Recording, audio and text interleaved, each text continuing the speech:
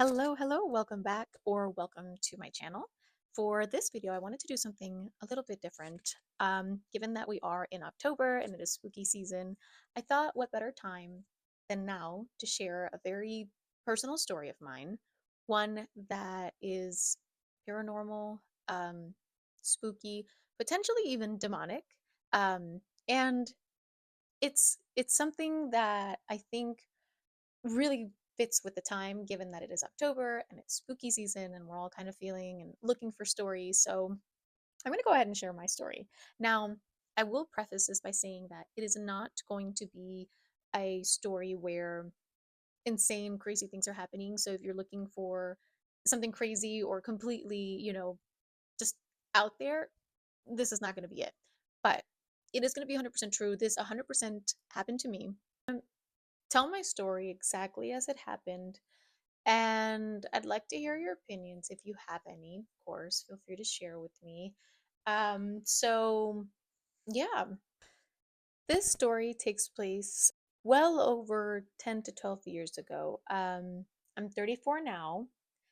I believe, in my early 20s. I can't recall the exact age where this happened, but I want to say fresh out of high school to potentially maybe like 20 years old. So between 18 to 20, around that age.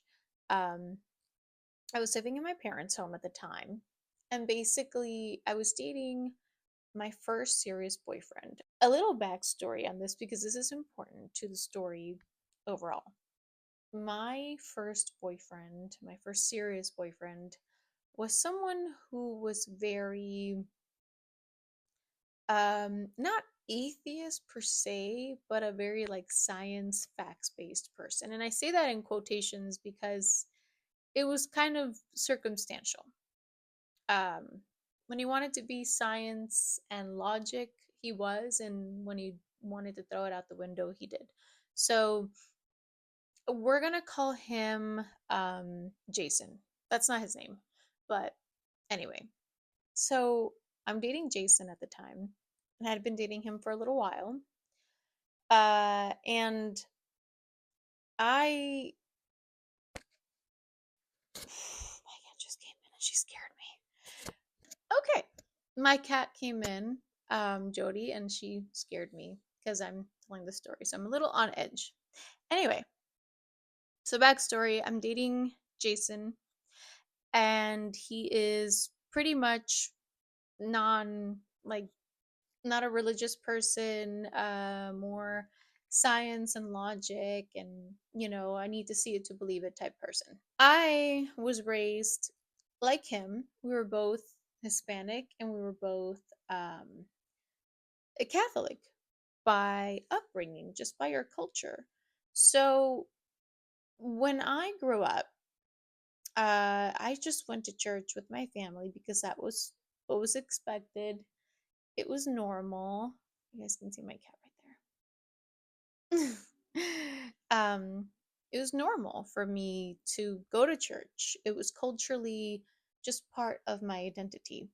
Grew up, Roman Catholic, going to church, just believing in God. And honestly, I had never like not believed in God. I mean, I didn't necessarily like love going to church or things like that, which I think as a child and when you're a younger adult, you kind of grow out of those things. That's not really that out there. So I never really questioned my religion, my upbringing, or my beliefs. They were just part of my identity. Being Hispanic, being Roman Catholic was just part of who I was. And so I believed in God. I still believe in God, but back then I believed in God because it was sort of indoctrinated into me. Now I believe in God for different reasons, I think, honestly. That's life, right? You go through stages and cycles. But I remember one day, the night that this all happened, he lived in the town that I was from. I had moved to a different town where my family and I lived, so I was dating him sort of long distance. I mean, it was less than an hour away, but long distance enough. There she goes again. Um, and we would talk on the phone a lot. That's the only thing we really could do since we didn't live close to each other. So we would talk on the phone a lot. And that night in particular, I remember that he brought up religion. And I remember not having a whole lot of opinion on it because he always kind of had this sort of demeanor of like, I know a lot, just one of those people who like uses big words, and I don't mind people like that. I'm interested in people who are intellectual and things like that. I've always been drawn to people like that. But he did it in a way that was a little bit, you know. Anywho, I kind of got the impression that he was like trying to hit topics where he could sort of like school me a little bit on things. And he talked about religion and he goes, you know, the Bible says a lot of things that are inaccurate or that contradict themselves. Now, I will say this: I have never read the Bible front to end. I have read some of it, I have sat down and I've tried, but I haven't read the Bible. So, if you argue with me on Deuteronomy or whatever, I can't tell you anything. I don't know. I just don't know. And so most of the conversation was me listening to him. During that conversation, he would tell me about how the Bible says this, and then it says that. So basically, it says one thing and then it says the opposite. So it's contradicting itself. And I remember sitting there and he was talking about like gambling and things like that, what the Bible says about these things, right? And so I remember sitting there talking to him and I was just thinking in my head, like, wow, that that is strange. Like, why would a a book, a very important book say this and then just say the complete opposite? That didn't make a whole lot of sense to me, and I think I was very impressionable. So when he was telling me this, I kind of understood it as like, he's got a point. What's going on? Why have I believed in this for so long if it's not accurate or true or there's inconsistencies?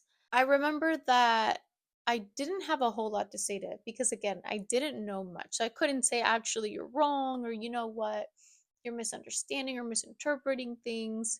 Whereas to now that I'm older and wiser, I'd like to think that I could have a little bit more of an opinion on things. The conversation ends, and I remember specifically that night, as I was getting ready for bed, and I'm laying in bed, I thought to myself, you know what? He's right. And I think that was the first time that I had doubts about religion, about God, about the Bible.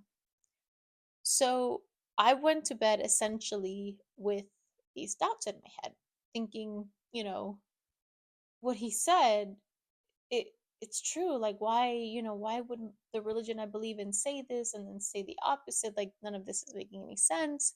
So essentially, I had doubts in my heart, in my head.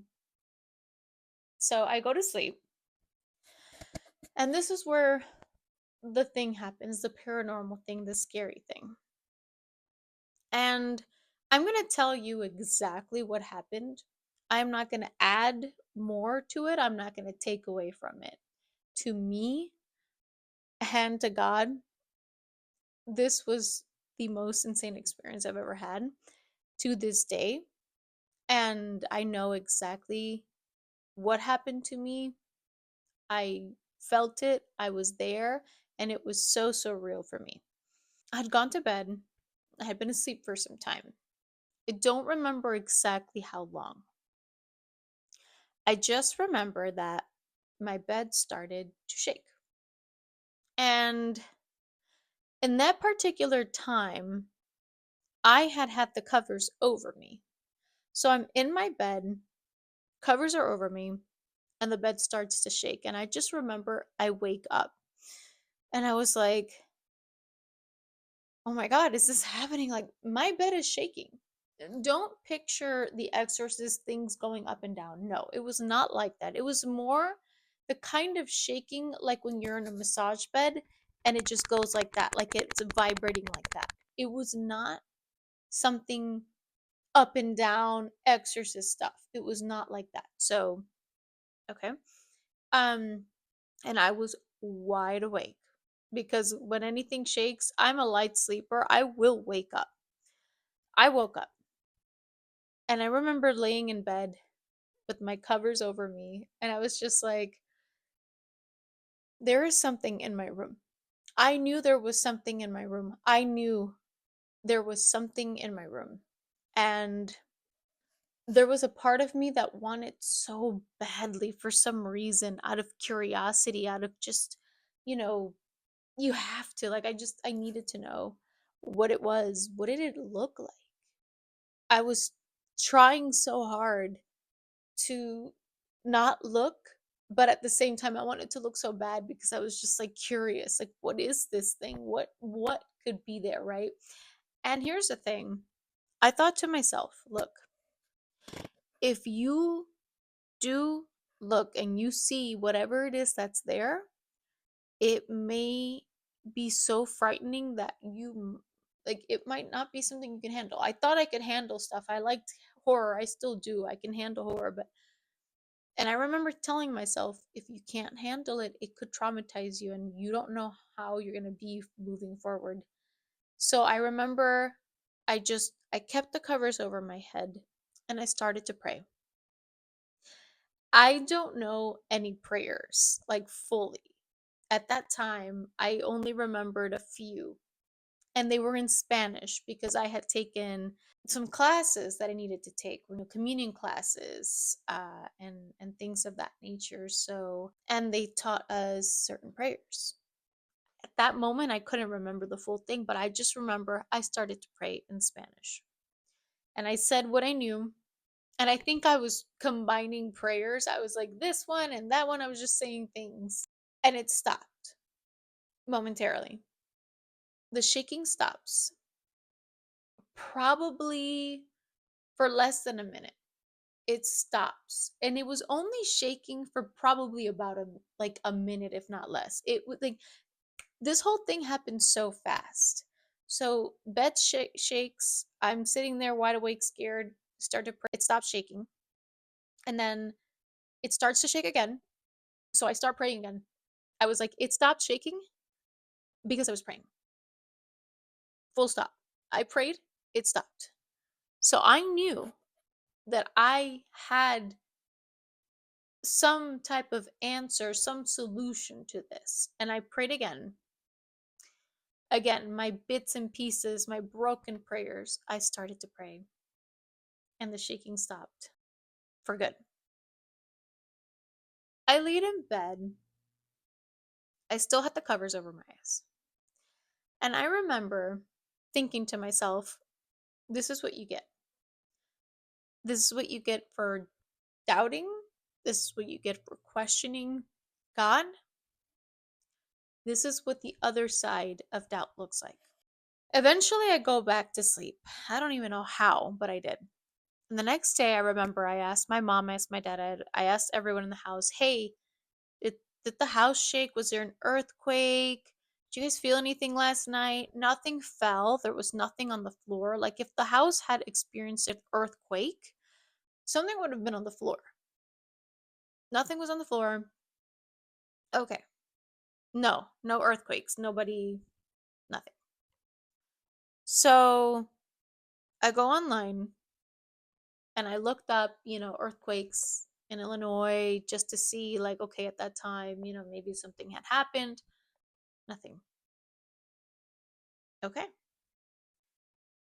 And I remember I told him, my boyfriend at the time, I was like, hey, Jason, this is what happened to me after our conversation about God. And you know what he said to me? He goes, you probably just dreamed it. I dreamed that my bed shook. I dreamed my fear. I dreamed myself awake. Okay. Obviously, he was not going to believe me. And it was kind of his fault, let's be honest. But you know what? It's okay. A lesson was learned that day. And I did do a little bit of investigation on my part to try to figure out if I could sort of put a name to what I experienced. And the closest thing to what happened to me is essentially falling from grace. So falling from grace is like when you let go of God, you stop believing. You are no longer God's child, right? And in that moment, when I started to doubt God, when I started to think and let doubt seep in, it was like, hey, you were here with God. You don't believe in God? That's fine. You're on your own. But that means something else can pick you up. And that something else was not very friendly. And in my opinion, was the opposite of God. I don't even want to say its a name because I don't want to bring it. I do believe in good and I do believe in evil. You can't have one without the other. And I think that the idea that some people get so uncomfortable talking about God and the devil and bad and good, it's kind of weird to me because you can't have one without the other. You wouldn't need one without the other. If there's no evil, then you wouldn't need good and vice versa. So to me, to kind of avoid these topics has always seemed very interesting to me because I think they're very necessary. Long story short, that's essentially what happened to me. I didn't see anything, thank goodness, but I did feel it. And that's the only experience to this day, many, many years now ago, that I have had. I I know some people probably will think like you just dreamed it. I know what I experienced. I have no reason to make this up. It's really not like that crazy of a story anyway. So I really have no benefit in this happening to me. I just know that it did. And it really opened my eyes to the power of belief, to the power of, you know, what it's like to be protected and believe in God and what it's like not to. So that's my story. I know it's kind of short, but that's exactly what happened. I thought it would be a really good story to share right now, especially given that we are in October and I wanted to break the video up a little bit. Lately, I've been doing vlog style videos and I wanted to do something that was a little bit more Halloween themed. So I hope you enjoyed my story. I do love scary stories. I love horror. I love thrillers and suspense and all the spooky stuff. So I have another story that I want to share. And this one is actually really, really cool because it didn't happen to me, but it's a third recounting. So someone knew someone that it happened to and told me about it. And it's so good. It's just such a good story. It's so like perfect, chef's kiss, that I really want to share it. So I will upload that next. But this one I think is good because it happened to me. So it's coming just from myself for you. I hope you enjoyed it. Let me know if you liked it and let me know what you think. I hope you enjoy the rest of Vlogtober and spooky, spooky Halloween.